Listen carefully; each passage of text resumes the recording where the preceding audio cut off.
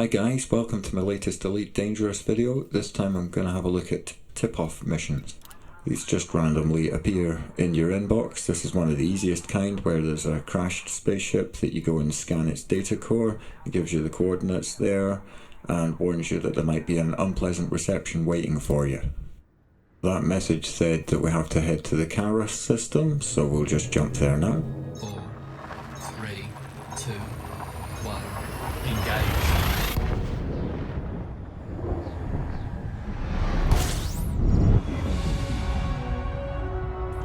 And now we're in the system. We need to identify which planet we're going to. It was A2, so there's only one star, so that's star A, and there's the second planet, that's A2. So we just select that as our target.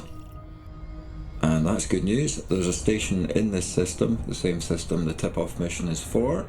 It means we don't have to go very far to claim our bounty. But first of all, we actually have to get to the planet and land on it and investigate this crash site. First thing I'm going to do is fire some probes from the detailed surface scanner. This will make all of the points of interest on the planet show up on our navigation panel once we've scanned the whole planet. That's one side of the planet. Surface scan by 50%. You can scan the other side of the planet from here by firing another set of probes just off to the side of it, but I prefer to just fly around the back of the planet and turn around and fire one more set of probes at it. That's normally at done in 2.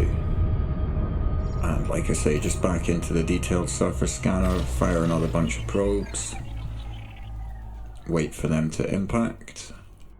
Your scan percentage increases, and that's it done. Surface scan complete.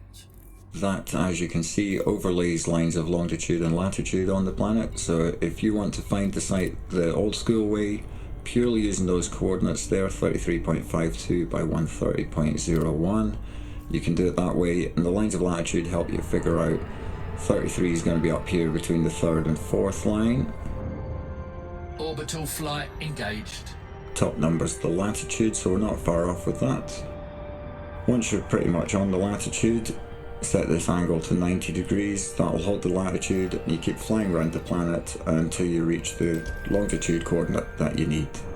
Now if you keep your pitch relative to the planet between -5 and +5 degrees, you go faster, so we're up to 90 and 100 on the latitude.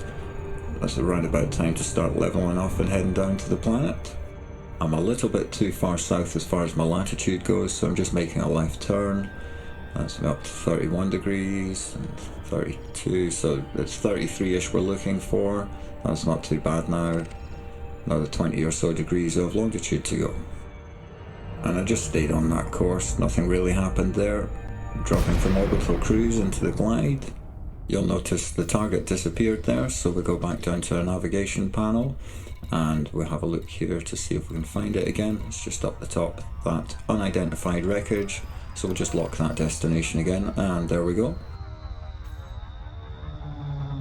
Not too bad, could have been closer, but a little bit of boosting and flying will be there in under a minute, I would think. One of the things I really do appreciate about the design of these missions is that quite often when you get to the site, it's hilly like this, and it does seem sensible that somebody might have made a mistake and crashed there. And you can see there that's sort of at the bottom of a valley, so it's quite possible the pilot came in without night vision and did something similar to what I've done in the past. Landing gear deployed. Flying without night vision, perhaps they flew directly into a mountain. I don't think I'm going to be able to land my ship down there, so I'm just going to look for a flat space up here. That looks pretty good over there, we'll just head towards that. These tip-off missions just appear randomly in your comms panel. When I got this mission, it was about 500 light years away, so the first thing that I did was get into my ASP Explorer. I just didn't fancy the idea of all the jumps it was going to have taken if I'd stayed in my cutter, and also with the ASP being a medium-sized chip, it gives you a lot more options for where you can actually land the thing. So I've ended up about 1 kilometre away from the crash site. There's a fairly steep drop down here, but the SRV can take it. Nothing left to do but to put the ship down. Now there's a number under your latitude and longitude coordinates. That's actually the gravity of the planet. So this one's less than Earth gravity. Hopefully that'll help us bounce our way down the mountain. 20 meters altitude, 10, 5, touchdown. Nothing too hard so far. This isn't really the mission yet. So we'll just get into the SRV. When I first started playing the Horizons DLC, I hadn't fully appreciated that your SRV comes out of the ship pointed towards the back. So there were a few times that I'd seen something interesting from the air, landed, dismissed my ship, No gravity warning. Ship dismissed. and then drove kilometers in the wrong direction, wondering why I couldn't find the thing I was looking for. And I still make stupid mistakes all the time. Now we need to relock our destination on the unidentified wreckage. That tells us it's over to the right. Full pips to engines because I'm expecting to have to use the thrusters a lot to get down this hill. It's tempting to just blast full speed off the side, but I'm going to be a little bit cautious and just check what I'm looking at. Yeah, that should be fun. And here we go down the hill. Now use thrusters to get yourself over bumpy bits. If you're falling, use a lot of thrusters to decelerate to reduce the impact. The SRV is really quite tough, but since we're expecting a hostile reception when we get down to the crash site, it makes sense to try and preserve the hull as much as possible. Thrusters are great for that, and they let you correct things like that where my back wheels clipped the rocks, which put my nose down. I can use thrusters to level myself again while I'm falling, and it's all good. That's me just past the halfway point, 450 meters still to go until I get to the site. You can hear a chirping sound. That's our scanner letting us know audibly that there's a signal ahead. And you can see from the scanner that it is a metallic signal. There's also one to the right which appears to be a much higher energy signal. And something's appeared on the radar too. Warning, you have entered a trespass zone. There's actually quite a lot on the radar now. Out of the corner of my eye, I can see that there are skimmers here, so I'm just going to back up a little bit just to get myself ready for combat. I need to put more pips to the shields and to the weapons. Not really going to need engines for this very much. Skimmers are not normally something to worry about when you're in an SRV, but I don't know how many there are going to be up here, and they might be firing missiles. What I'm doing now is just trying to get an idea of what's up there. There's a skimmer, there was a cargo rack. That looks like another skimmer up there to the left. Yep, sentry skimmer. You do definitely need to use the turret view when you're fighting these things. And even though you can see it a little bit because it's got a light on it, you're best to activate night vision mode, and then you've got a much better idea of what's going on. I'm not sure if I'm going to be able to hit this from here. Oh, I'm in analysis mode. There we go, combat mode. Well, let's see. Just get it in the circle. Hull's going down, so I am hitting it. One down. Target destroyed. Bounty incurred. Under attack. All I do now is just pick off the skimmers one by one. They don't seem to respawn at all. And obviously, if you see an incoming missile warning, just put full pips to the shields. Bounty incurred. You end up getting a few bounties against you when you're doing these missions, but you can just buy your way out of them by paying the fine, so they're no big deal, nothing to worry about. The game's quite realistic in that regard, that if you're rich enough, you're never really held accountable for your actions. Now if you notice on the left hand side of the head-up display, it's showing the enemy's hull is still 20%, that hasn't moved in a while. It was probably just too far away, it got closer for a short while there. If I moved a little bit closer to it, obviously it would take damage more quickly, but this is working, just slowly. Target destroyed. And on to the next one. On the radar down at the bottom you can see it's represented by a red dot. This looks like it's the last one. I cut a little bit out there because this one took a while as well. Target destroyed. And with the sentries gone, I'm free to explore the site at my leisure. So let's just have a look around and see what's here. So no other dots on the radar, just that cargo rack. So we'll head up towards that. But hang on, what's that back there. I'm just going to go back down the hill. I thought I saw something. It's a damaged escape pod. Cargo scoop deployed. So we'll just pick that up. We can hand that into a search and rescue contact at a station in exchange for lovely, lovely credits. You don't actually get much in the way of credits for escape pods. We'll try getting up this hill, see if we can get towards that cargo rack. It's not looking like we've got the power to get up the hill, so back down we go.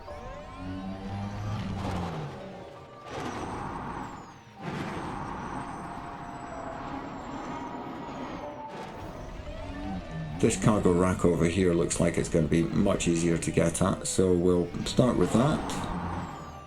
The two halves of this wreckage have actually ended up quite far apart. Sometimes you'll find the ship's pretty intact. And I still don't know where the ship's data core is. That's the main thing that we're coming here to scan, but I'll find it.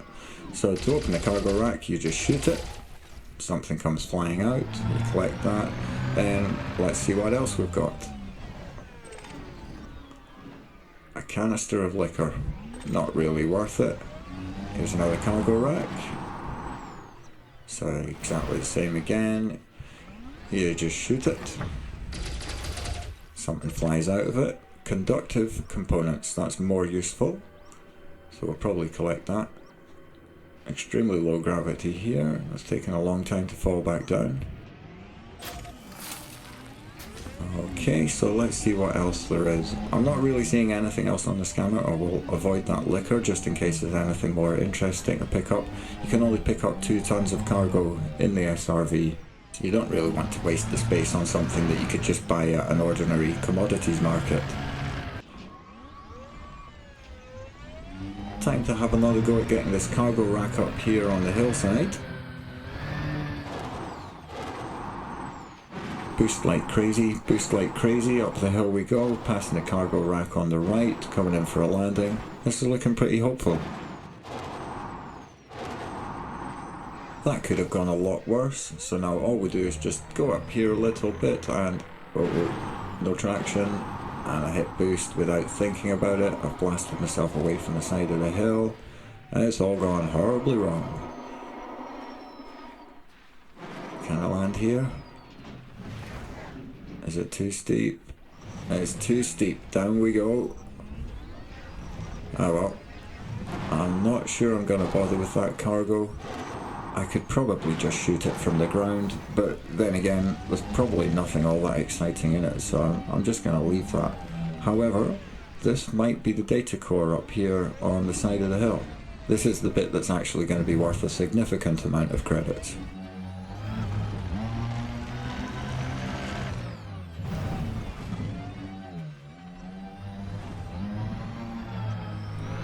I can hear the wheels starting to spin. Are we going to make it? So close. You could touch it from here. Let's try from the other side. Slightly shallower angle up here. We don't have to get all the way up to it. We can scan it from a distance. There we go, scanning. Can't get any closer to it, but that'll do. Alert. All links established. That's the message I was looking for. That basically means the mission is completed, provided I survive and get back to a station to hand it in. Once I scanned that, I received a message, which is up here in the comms panel under scanned message. This is basically a message from somebody who survived the crash. They say they're going to get their SRV working again and then try and signal a passing ship. Apparently that's all I came for, so that's us done here. I'm going to get back into space, head to the station in this system, and with any luck I'll be able to hand the mission in there. Ship recalled.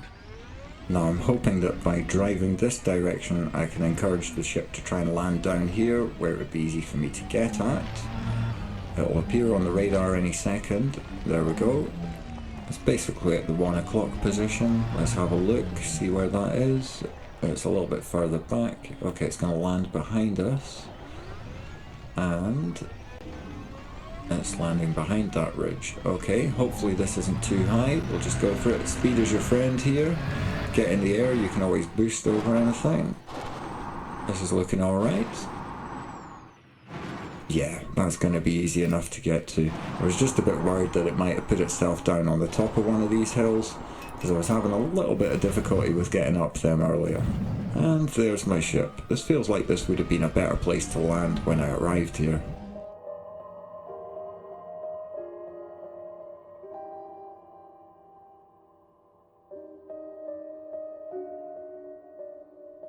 Absolutely no purpose to this little bit of driving, I just quite like the atmospheric music. And we don't really need the night vision anymore.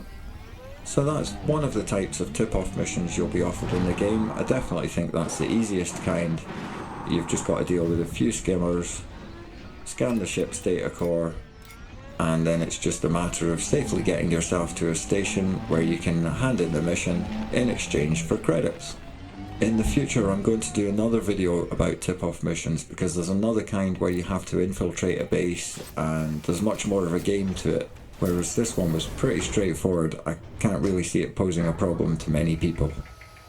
But having said that, we're not done yet. Once you've got this data in your ship's data bank, suddenly you're a much more interesting target for pirates. Over to the navigation panel, and we'll just set a filter for stations. And there we go, Wood Refinery. And with our target destination set, let's get back into space.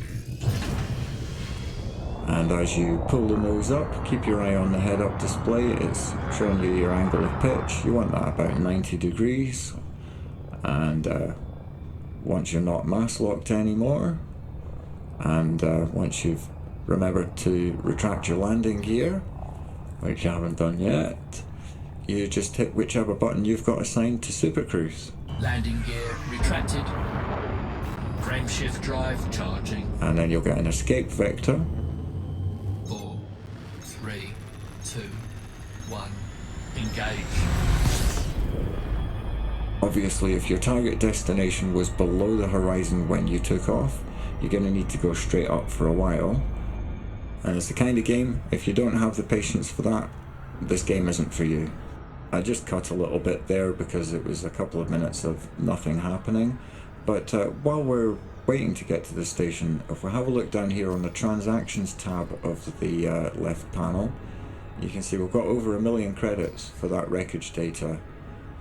It's not a great rate of pay for the amount of time it takes, so this isn't a way to make big money. It's just a fun diversion from the main game, whatever you choose the main game to be. Whether you're a pirate, bounty hunter, explorer, trader, or you just like giving sightseeing tours for VIPs, it's entirely up to you how you approach the game. You don't need to get rich, and you don't need to upgrade your ship. There's no reason you couldn't do that tip-off mission in a Sidewinder. Now notice here on the Contacts tab we're advised we're only going to have anonymous access until a fine's paid off.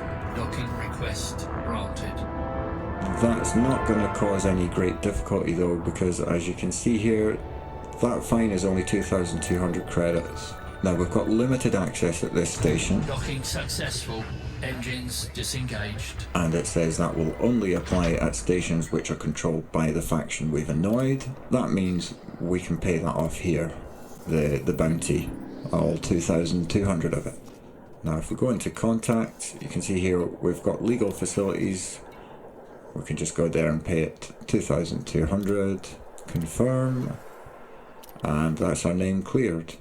And here we go, 1,126,060 credits for the wreckage data package. You may have noticed that there's one more claim that we can hand in as well, but that has to be handed into the Empire, and since it's only 3,681 credits, I'm not too worried about that. The million one was the one that I was concerned with.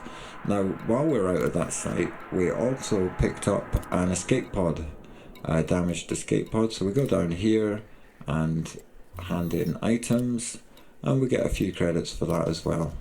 And that's basically it for this video about tip-off missions in Elite Dangerous. If you enjoyed the video, please like, subscribe, watch my other videos on the channel, and yeah, fly safe.